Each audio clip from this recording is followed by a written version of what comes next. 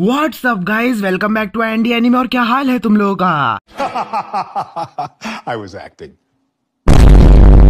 अब as always मैं उम्मीद करता हूँ तुम सब लोग एकदम बढ़िया होगे। बाकी आज की इस वीडियो में हम बात करने वाले हैं उस टॉपिक पर जो कि मैंने तुम्हें बोरुटो चैप्टर 62 का एक्सप्लेनेशन वीडियो करते समय प्रॉमिस की थी। यस, आज हम अगेन थ्योरीज के ऊपर बात करने वाले हैं, वो थ्योरीज जो कि बोरुटो के चैप्टर 62 से रिलेटेड थी। एंड वैसे तो ये चैप्टर पढ़ते समय मैंने दो डिफरेंट थ्योरीज सोची थी, जिसमें से एक थी कवाकी से रिलेटेड एंड सेकंड थी अपने बोरुटो से, या मोर स्पेसिफिकली बोरुटो के जोगान से रिलेटेड। लेकिन इन दिस वीडियो हम उनमें से सिर्फ एक ही को कवर करने वाले हैं, जो कि है बोरुटो की जोगान की। सो यस, तुमने एकदम सही सुना, एक और थ्योरी रिलेटेड टू जोगान। मुझे भी नहीं पता, मैं भी गिनती भूल चुका हूँ कि इस टॉपिक पर मैं ऑलरेडी अब कितनी सारी वीडियोस बना चुका हूँ, लेकिन फॉर श्योर ये वीडियो भी तुम्हें पूरे यूट्यूब कम्युनिटी पे कहीं और नहीं मिलने वाली है। बिकॉज आज हम नॉर्मल थ्योरी के साथ साथ जोगान के थोड़े से माइथोलॉजिकल रेफरेंसेस, उसके ओरिजिन के ऊपर भी बात करने वाले हैं। सो पूरी वीडियो को लास्ट तक जरूर देखना। कुछ भी अगर तुम्हें लगे मैंने इंटरेस्टिंग बताया तो प्लीज यार लाइक एंड शेयर भी कर देना।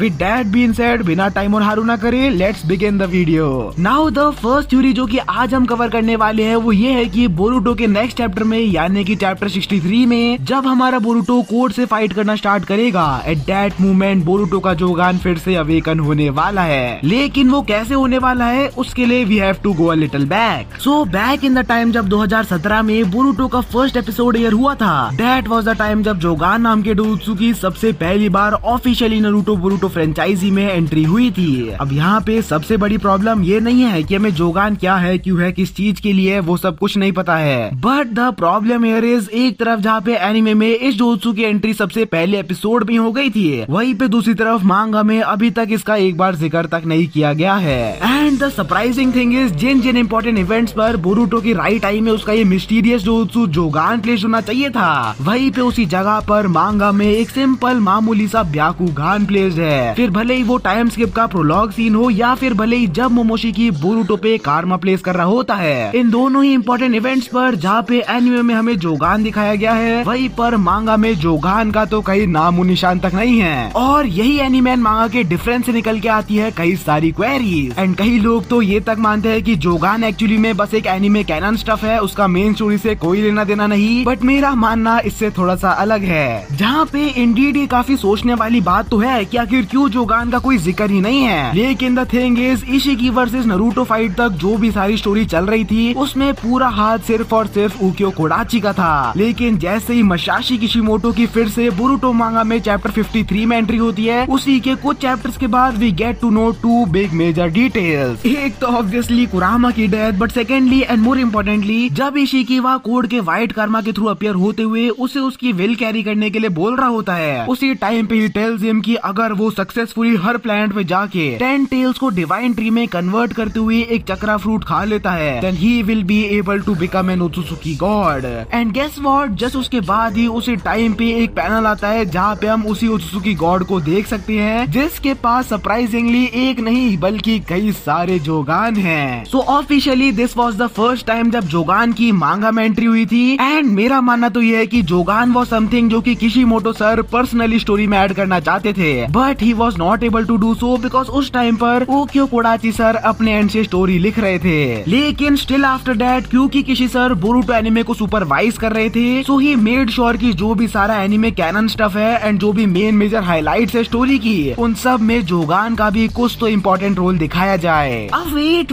ये सब कुछ जस्ट मेरा स्पेकुलेशन है, बिकॉज ऐसा तो नहीं है कि किसी मेरे बचपन का यार है एंड मुझसे पूछ के आगे की स्टोरी लिखता है। I am just guessing the possibilities, because यही एक सबसे ज्यादा बिलीवेबल रीजन हो सकता है एनिमे एंड मांगा में इतना बड़ा डिफरेंस होने का when it comes to this dojutsu. लेकिन जैसा मैंने कहा, क्योंकि किसी सर वापस बोरुटो की स्टोरी लिखने आ चुके हैं, सो इस changing the things slightly now. अभी करंटली के लास्ट 4 से 5 चैप्टर जितने भी आए हैं, उन सब में तुमने एक चीज जरूर नोटिस करी होगी, जो पेसिंग चल रही थी स्टोरी की वो एकदम से काफी स्लो हो चुकी है। जहाँ पे फाइटिंग से हट के जो प्लॉट है वो बाकी वेरियस चीजों पे थोड़ा सा ज्यादा फोकस हो गया है। फॉर एग्जाम्पल कवाकी की thinking towards Naruto, Amado and Code के separate plan, and last but not the least but Boruto के वो कारमा सप्रेशन पिल्स। सो मेरा मानना यह है कि हम धीरे धीरे करके किसी एक बहुत ही मेजर इवेंट की तरफ बढ़ रहे हैं, और ज्यादा बातों को घुमाऊं नहीं, सीधे सीधे बताऊं तो मेरे हिसाब से इन द नेक्स्ट कुछ चैप्टर्स हमें पॉसिबल है कि जोगान की रियल एक्चुअल आइडेंटिटी रिवील कर दी जाए, और वो कैसे होगा, कब होगा एंड क्यों होगा, उसके लिए first let me tell you एक ऐसा एनिमे कैनन इंस्टेंस जहाँ पे बोरुटो का Jogan under some given circumstances बिना उसके खुद के विल के एक्टिवेट हुआ था। तो ड्यूरिंग द टाइम जब बोरुटो एनिमे में बोरुटो वर्सेस उराशिकी आर्क चल रहा था, उसी समय पर जब उराशिकी शिकाकू या वन टेल को सैंड विलेज में पकड़ने जाता है, ड्यूरिंग दैट टाइम ओनली उसकी बोरुटो एंड शिंकी के साथ एक बहुत ही लंबी बैटल चलती है। अब ऑब्वियसली उस पूरी बैटल में उराशिकी जो होता है वो उन दोनों को ही डोमिनेट कर रहा होता है, जहाँ पे बोरुटो एंड शिंकी के कोई भी अटैक लगने से पहले ही वो एक टाइम स्पेस पोर्टल खोलते हुए दूसरी जगह से निकलते हुए उनके सभी अटैक से बचे जा रहा था। बट उसी मूवमेंट पर जब उराशिकी ऐसे बार बार टाइम स्पेस पोर्टल खोल के जा रहा होता है, उसी समय पर out of nowhere Boruto automatically awakens his Jougan, और वो उराशिकी के उन पोर्टल्स में से बाहर निकलने से पहले ही देख पा रहा होता है कि वो कहाँ से अपीयर होएगा। And the main thing to note here is ये कोई कोइंसिडेंस भी नहीं था, बिकॉज यही सेम चीज तब भी हुई थी जब Boruto starting of the show में सुमेरे को रेस्क्यू करने जाता है। उस समय भी हमारा बोरुटो अपने जोगान की मदद से टाइम स्पेसिस के थ्रू देख पा रहा था। और अब अगर तुम एकदम थोड़ा सा मतलब एकदम चुन्नू सा भी अपना एनिमे वाला दिमाग लगाओगे ना, you will get to know what I am trying to say, and ये सब कुछ बताने के पीछे का रीजन क्या था। जैसा कि हम लोग जानते हैं कि बोरुटो के पिछले चैप्टर में कोड जो है हमारा वो कवाकी का गला पकड़ते हुए उससे अपने ब्लैक बैंड्स के थ्रू ईडा के पास ले जा रहा होता है, लेकिन इतने में ही वहाँ पे बोरुटो कम्स इन एंड वो कोड को एक जोरदार लात मारते हुए कवाकी की जान को बचा लेता है। नॉट टू फॉरगेट जो स्पॉयलर्स अभी निकल के आए हैं अगले चैप्टर के लिए, उससे ये बात कंफर्म हो चुकी है कि नेक्स्ट चैप्टर में यानी कि चैप्टर 63 में बोरुटो जो है वो कोड के साथ एक 1-on-1 बैटल करने वाला है। एंड यहीं से if I start my prediction, मेरा मन ये कहता है कि कोड बोरुटो एंड कवाकी की एक बहुत ही बड़ी जोरदार लंबी बैटल होगी, लेकिन उस फाइट में बोरुटो एंड कवाकी दोनों मिलके भी कोड को टक्कर नहीं दे पाएंगे।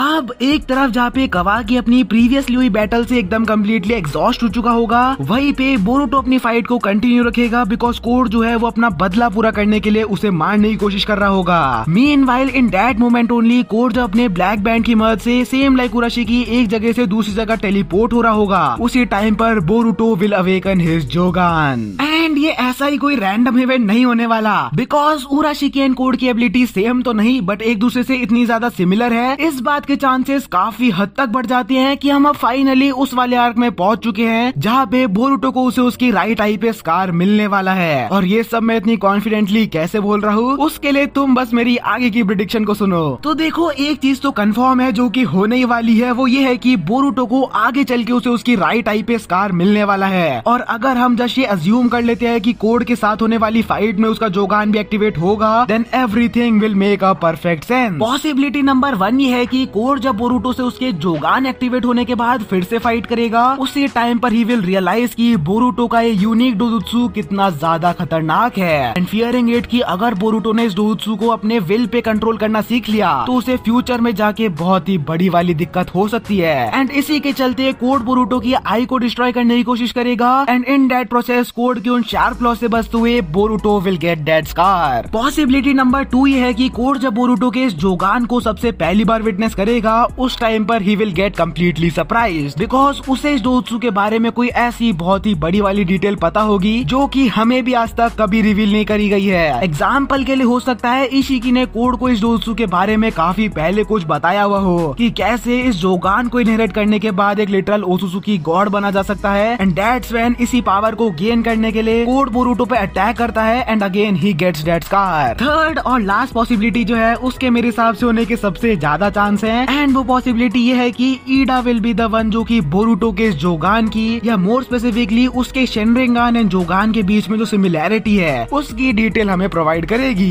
एंड जैसा मैंने तुम्हें मेरी पिछली थ्योरी वीडियो में बताया था, हो सकता है बोरुटो एंड ईडा के बीच में कुछ तो बहुत ही स्ट्रेंज कनेक्शन हो, एज ईडा की जो आई है जिसका नाम शेनरिंगान है वो भी टोनिरी ओत्सुसुकी या उसकी उसके क्लैन से कनेक्टेड है। एंड वहीं पे दूसरी तरफ बोरुटो की आई जिसका नाम जोगान है वो तो डायरेक्टली टोनेरी ओत्सुत्सुकी से कनेक्टेड है। एंड पॉसिबिलिटी तो ये भी एक है कि बोरुटो का फुल मून शेड में जोगान एंड ईडा का क्रिसेंट मून शेड में शेनरिंगान एक्चुअली में एक ही किसी बहुत ही पावरफुल डोजुत्सु के पेयर्स हो। अब मैं यहाँ पे कुछ ज्यादा ही एडवांस लेवल की प्रेडिक्शन कर रहा हूँ, लेकिन कहने का मतलब यह है कि हो सकता है बैक इन द टाइम को इतना ज्यादा पावरफुल डोजुत्सु एग्जिस्ट करता हो जिसकी मदद से उसका यूजर इस पूरे यूनिवर्स को कंट्रोल कर सके। And fearing that only gods ने इस पूरे डोजुत्सु की पावर को कई अलग अलग पार्ट्स में डिवाइड करके through out the universe spread कर दिया होगा ताकि किसी एक पर्टिकुलर जने के हाथों में इतनी ज्यादा पावर हाथ ना लग सके। और ये बात मेरी थोड़ी सेंस भी इसलिए बनाती है बिकॉज ओत्सुत्सुकी इसका गोल भी काइंड ऑफ इसी से रिलेटेड है। वो हर प्लांट पर जाकर एक डिवाइन ट्री ग्रो करके एक चाक्रा फ्रूट खाना चाहते हैं एज इस फ्रूट में एक enormous amount of energy and note उस पूरे प्लांट के जेनेटिक कोड भी स्टोर होते हैं, जिसके बारे में अगर तुम ध्यान से सोचो तो अगर कोड सही में सभी प्लांट्स के चक्रा फ्रूट्स को खा लेता है तो उन सब में जितना भी जेनेटिक डाटा स्टोर्ड होगा वो सब कुछ कोड के अंदर समा जाएगा। एंड एज अ रिजल्ट वो अल्टीमेट डोजुत्सु जिसकी पावर डिवाइड करी गई थी